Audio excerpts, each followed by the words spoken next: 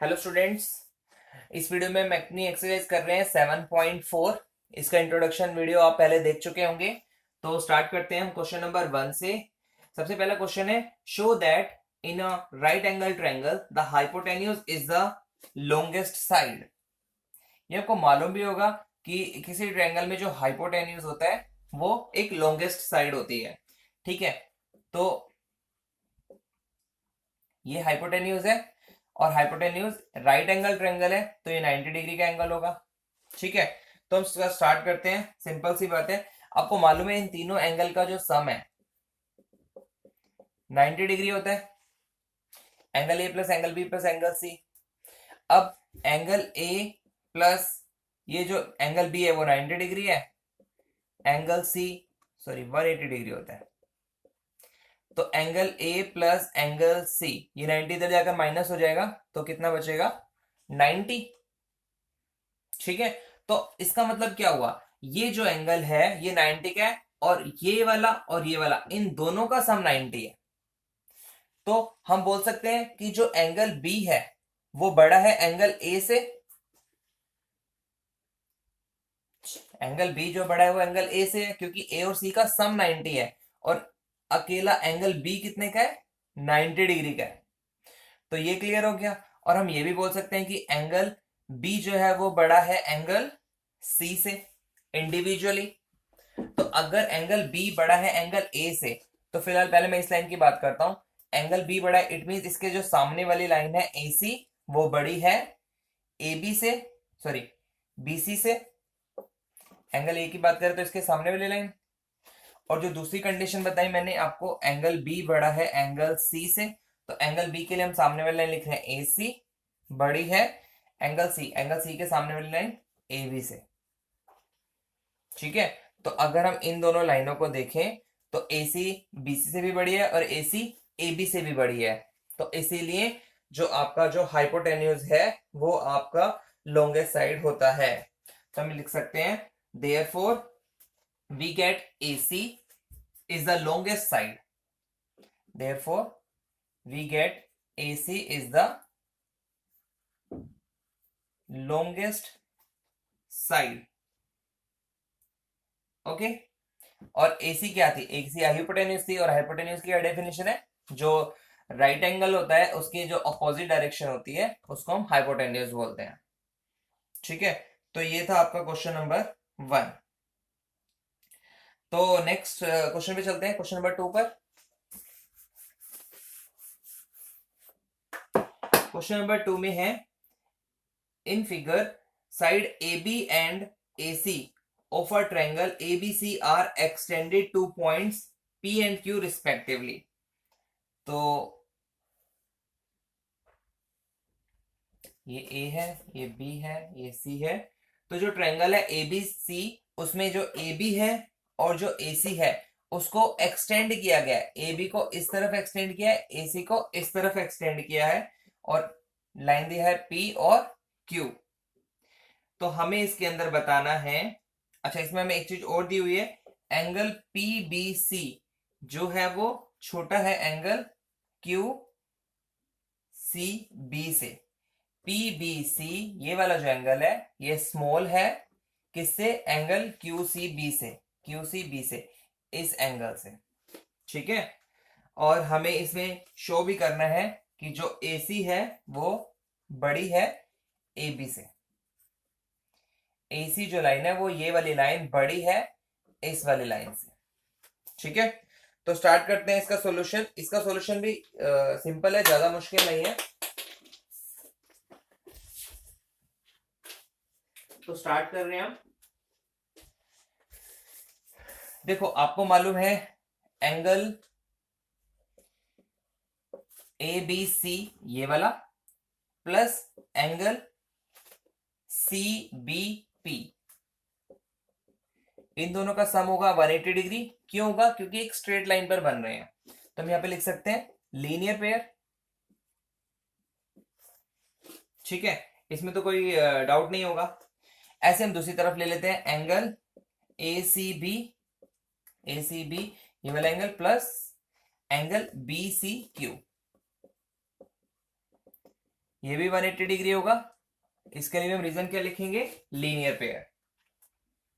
ठीक है, लेकिन इसमें हमें बताया इन्होंने जो एंगल पीबीसी है ये वाला, ये छोटा है एंगल क्यूसीबी से। ठीक है, ये गिवन था, तो हम लिख सकते हैं इस एंगल को, बेसिकली मैं इस एंगल की बात कर रहा हूं, एबीसी को हम लिख सकते हैं 180 माइनस क्यूबीपी, एंगल क्यूबीपी लिख सकते हैं 180 minus angle QBC, Q no no QBC नहीं, 180 माइनस एंगल सीबीपी।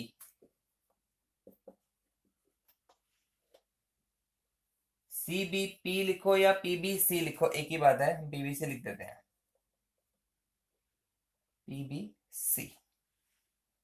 जस्ट हमने इसके इसके बारे में लिखा है, जो ये जो हमारी लाइन थी ए बी सी, ये वाला तो हमें गिवन है, ये वाली लाइन।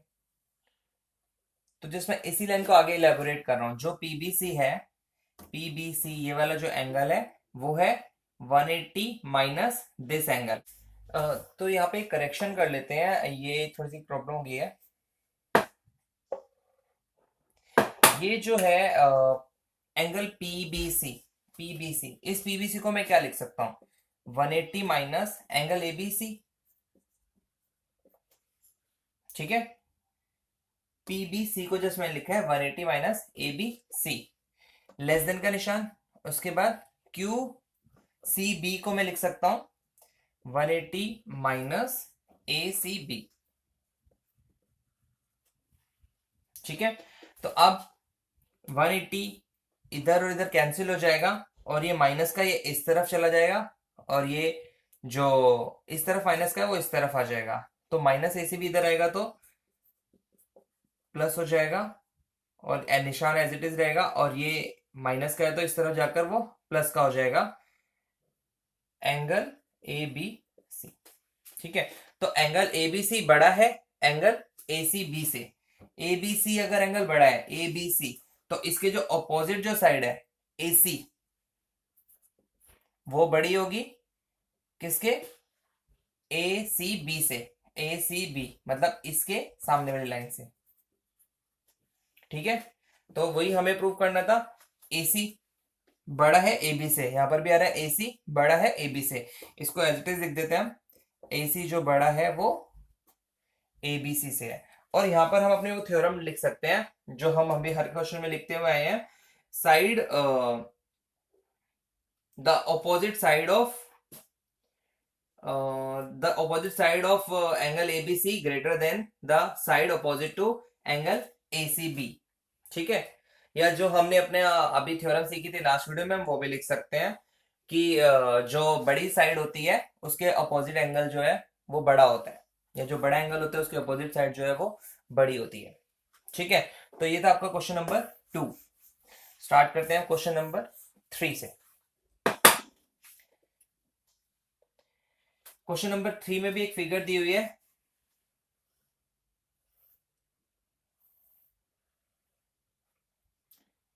BAODC। इसके अंदर हमें बताया एंगल B जो है वो छोटा है एंगल A से, और एंगल C जो है वो छोटा है एंगल D से, और हमें शो करना है या प्रूव करना है AD जो है वो छोटा है BC से। AD जो ये वाली लाइन है ये स्मॉल है BC लाइन से। ठीक है, तो इसको स्टार्ट कर लेते हैं। अब हमें दिया हुआ है एंगल A, एंगल A बड़ा है एंगल B से, ये गिवन है ना, एंगल A ये बड़ा है B से, या एंगल B छोटा है A से, एक ही बात है। एंगल A बड़ा है एंगल B से, ये वाला एंगल बड़ा है एंगल B से, इट मींस इसके सामने वाली जो लाइन है OB बड़ी होगी OA से। ठीक है, ये तो क्लियर है, इसमें तो कोई प्रॉब्लम नहीं होना चाहिए। हम लिख भी सकते हैं side opposite to greater angle is longer. Side opposite to greater angle is longer.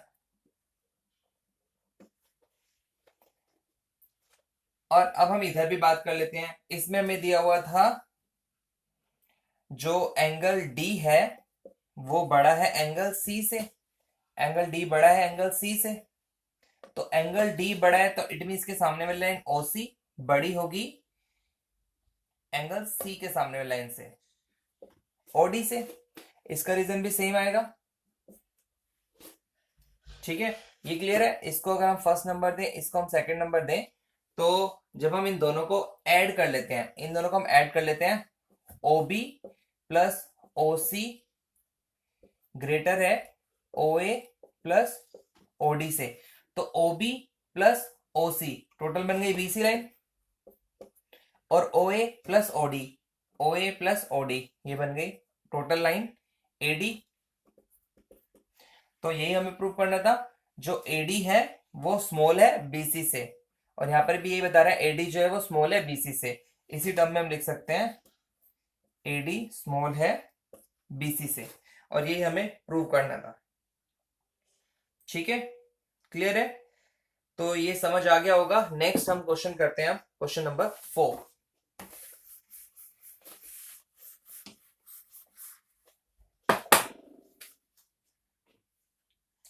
Question number 4 में आपको गिवन है एक फिगर है, AB and CD are respectively is the smallest and longest side of a quadrilateral.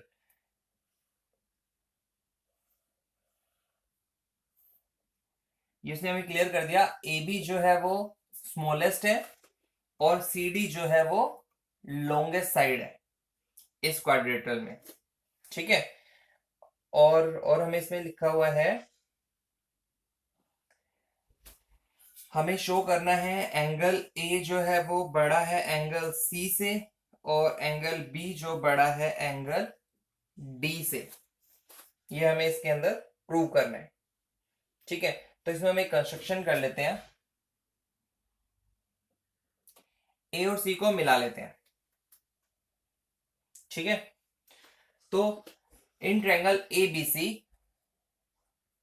In triangle ABC इसके अंदर हमें पता है AB जो है वो स्मॉल है BC से, AB जो है वो BC से स्मॉल है।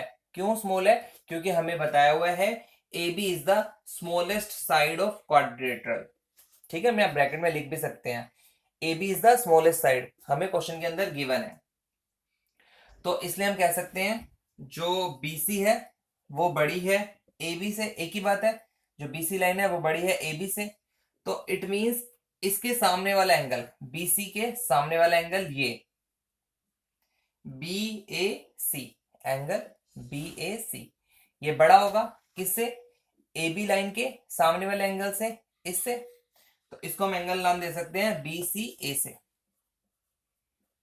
BCA। सिंपल है, जैसे हमने बताया ये लाइन बड़ी, ये लाइन छोटी है और ये लाइन बड़ी है, तो इसके सामने वाला एंगल भी बड़ा होगा, इसके साथ छोटी है तो इसके सामने वाला एंगल भी छोटा होगा। ठीक है, और हमें आप ब्रैकेट में लिख भी सकते हैं angle opposite to longer side of A is greater. यहां लिखना जरूरी है, angle opposite to longer side of A is greater. अब हम बात करते हैं एंगल ACD की, इन ट्रायंगल ACD। अब आपको मालूम है ACD में हमें उसने क्लियर किया था जो CD है वो एक लॉन्गेस्ट साइड थी, तो हम इसमें CD को और AD को ले लेते हैं। CD ग्रेटर थी AD से, CD ग्रेटर है, ग्रेटर साइड बताई थी AD से। तो CD के सामने वाला एंगल ये, इसको हम क्या नाम दे सकते हैं? Angle CAD। वो एंगल भी बड़ा होगा AD के सामने वाला एंगल है ये, तो इसको हम नाम दे सकते हैं एंगल ACD। तो ये भी क्लियर है, हमने फर्स्ट लिखा है ये और सेकंड प्रूव हुआ हमारा ये। ठीक है, अब हम अगर इन दोनों को ऐड कर देते हैं, add 1 + 2, one and two, sorry, one और टू को हम ऐड कर देते हैं। तो देखो जो एंगल था बी ए सी और सी ए डी, पहले पहले एंगल की बात करूं मैं, इसकी और इसकी, बी ए सी और सी ए डी, बी ए सी और सी ए डी, इसको हम कंबाइन एंगल लिख सकते हैं। इसको हम कंबाइन एंगल क्या लिखेंगे, इसको हम पूरा एंगल ए बी लिख सकते हैं।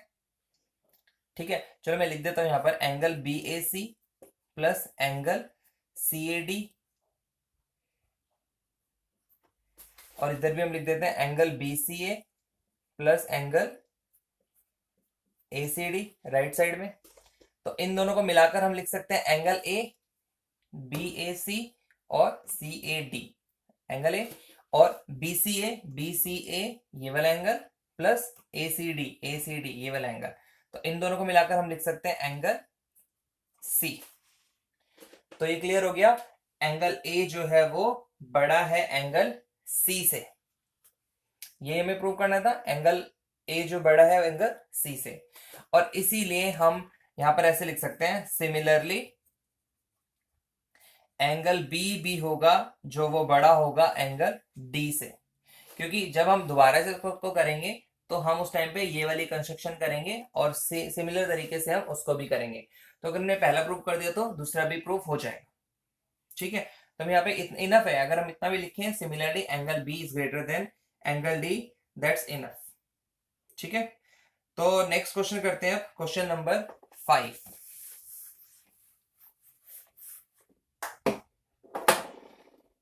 क्वेश्चन नंबर 5 में हमें गिवन है, एक ट्रायंगल बना हुआ है पी क्यू आर और एस, और इसमें हमें बताया है पी आर जो है वो बड़ा है पी क्यू से, पी आर जो लाइन है ये बड़ी है, ये बड़ी है पी क्यू से, बड़ी है मतलब मैं दो दो टिक लगा रहा हूं जस्ट हमें पता लगाने के लिए कि ये बड़ी है इससे, और पी एस बाइसेक्ट कर रही है एंगल क्यू पी आर को, पी एस जो है वो बाइसेक्ट कर रही है एंगल क्यू पी आर को, इट मींस ये एंगल और ये एंगल बराबर होगा।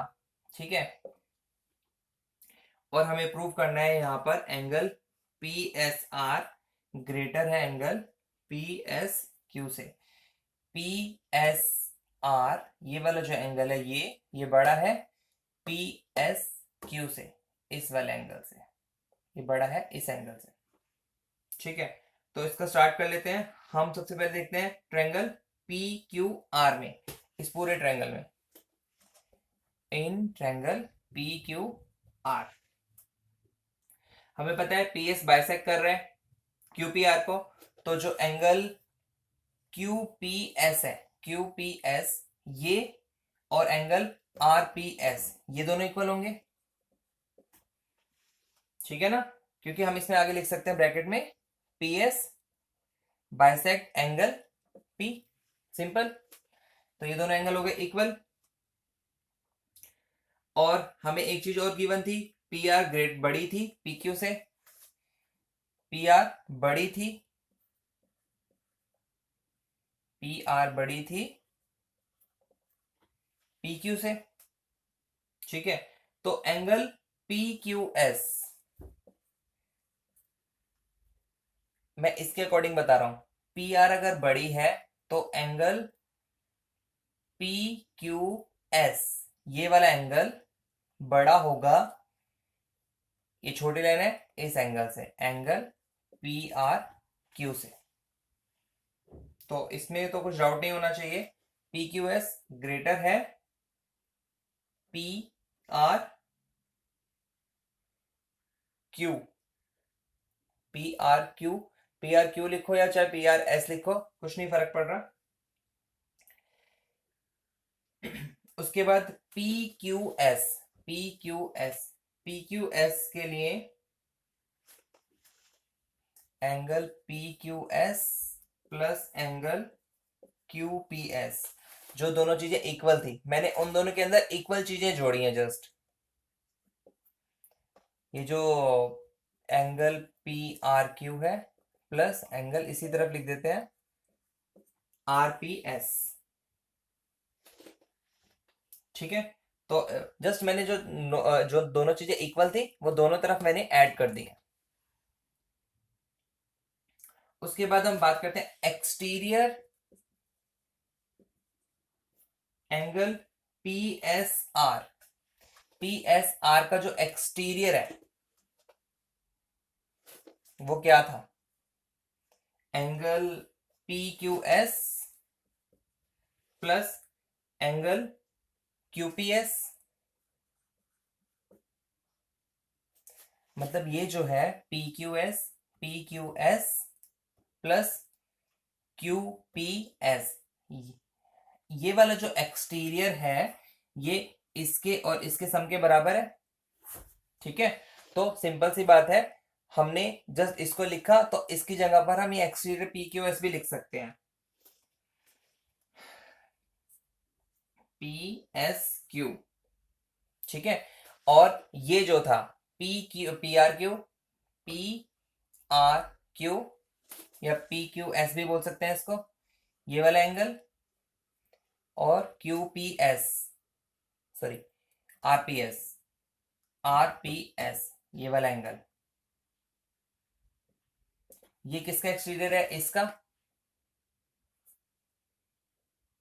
PSQ का।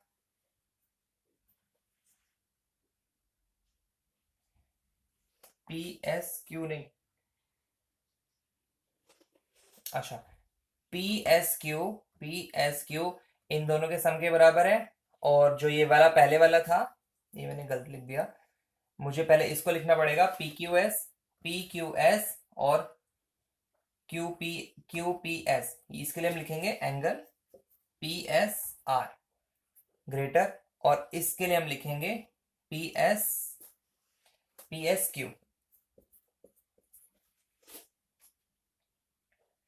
PSR ग्रेटर है PSQ के, हमें यही प्रूव करना था। देखो मैं एक बार इसको फिर से आपको क्लियर कर देता हूं। हमें ये वाली लाइन गिवन थी PR और PQ, PR बड़ा है PQ से, PR बड़ा है PQ से, इट मीन्स इसके सामने वाला एंगल भी बड़ा होगा इस एंगल से, तो इसके बिहाफ पर हमने ये वाली लाइन लिख दी। अब इसी को मैंने फर्दर एक्सटेंड किया, इसी की हेल्प से ये जो इक्वल हमने पहले प्रूव किया था उन दोनों में हमने ऐड कर दिया, ये वाला इधर ऐड कर दिया और ये वाला इसके साथ ऐड कर दिया। ठीक है, और अब नेक्स्ट स्टेप में, ये जस्ट मैंने आपको समझाया है यहाँ पर, एक सेकेंड मैं इस स्टेप को यहाँ पे लिख रहा हूं।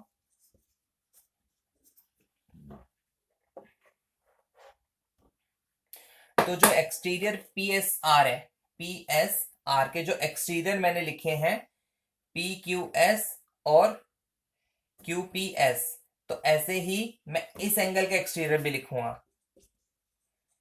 एक्सटीरियर PSR हो गया था, तो PSQ वो किसके बराबर होगा? PSQ बराबर होगा angle PRQ plus angle RPS।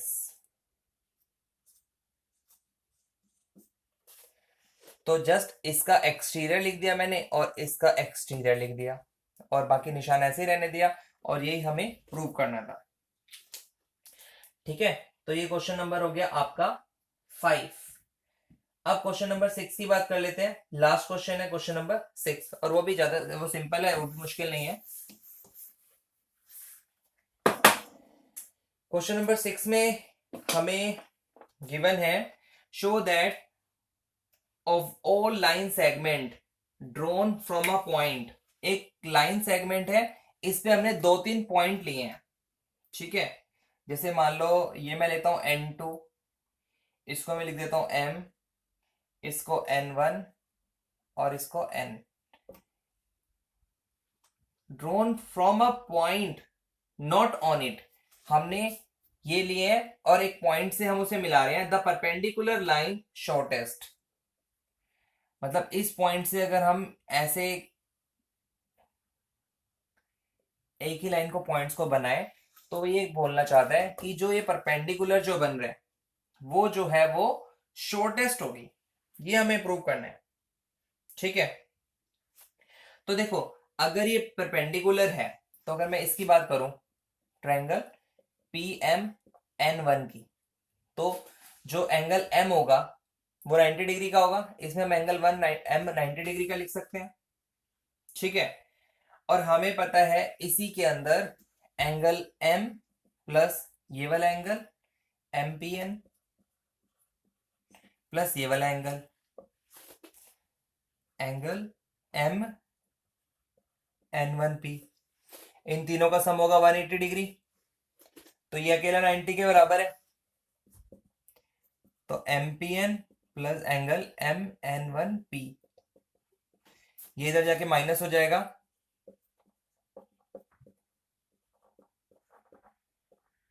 इधर जाके माइनस हो जाएगा, तो ये हो गया 90।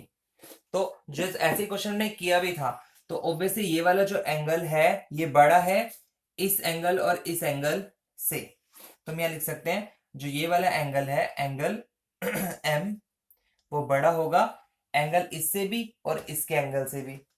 ठीक है, तो फिलहाल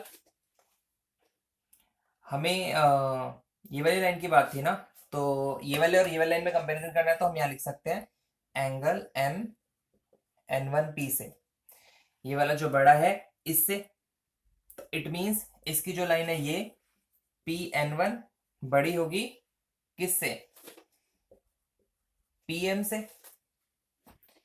मैंने इस ट्रायंगल की बात की है, इस ट्रायंगल के अंदर हमने प्रूव कर दिया कि ये वाली लाइन बड़ी है और ये वाली लाइन छोटी है, और ऐसी मैं एक बार इस तरफ ले लेता हूं। ठीक है, तो उसके अंदर भी मैं लिखूंगा एंगल एम ये वाला plus angle M P N two plus angle ये वाला एम एन टू पी, इन तीनों का सम 180 हो गया, तो वो ये 90 है, तो इन दोनों का सम क्या होगा angle M P N two plus angle M N two P, इधर जाके माइनस हो जाएगा तो 90 होगा, तो ये जो है ये 90 है इसके और इसके सम के बराबर है, तो इट मीन्स हम इसमें लिख सकते हैं एंगल एम जो है वो बड़ा है किससे, इस वाले एंगल से, angle M N two P से, और एंगल एम के सामने वाली जो लाइन है पी एन टू वो बड़ी होगी इसके सामने लाइन से पी एम से। तो प्रूव हो गया ये वाली लाइन बड़ी है और ये वाली लाइन छोटी है, तो जो परपेंडिकुलर लाइन थी वो ऑलवेज शॉर्टेस्ट होती है, यही हमें इस क्वेश्चन के अंदर प्रूव करना था। ठीक है, तो हम इसमें लिख सकते हैं ये आपकी कंडीशन 1 हो गई, ये कंडीशन आपकी 2 हो गई, 1 ये 2 ये, तो इसी ब्याह पर लिख सकते हैं हम कि जो परपेंडिकुलर लाइन है वो शॉर्टेस्ट लाइन होती है। तो ये आपका मेन चैप्टर लगभग खत्म हो गया है, कुछ जो चैप्टर 7 था ट्रायंगल का, इससे रिलेटेड मैं एक नेक्स्ट वीडियो जरूर बनाऊंगा, वो भी जरूर देखना, जिसमें आपको पूरी समरी के बारे में बताया होगा, जो भी अपने इस पूरे चैप्टर में पढ़ा है स्टार्टिंग से एंड तक वो सारा मैं आपको बताऊंगा, और उसके बाद आपको एक मिलेगा टेस्ट।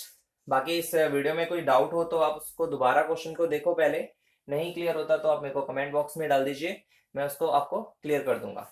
ठीक है, तो मिलते हैं नेक्स्ट वीडियो में, थैंक यू।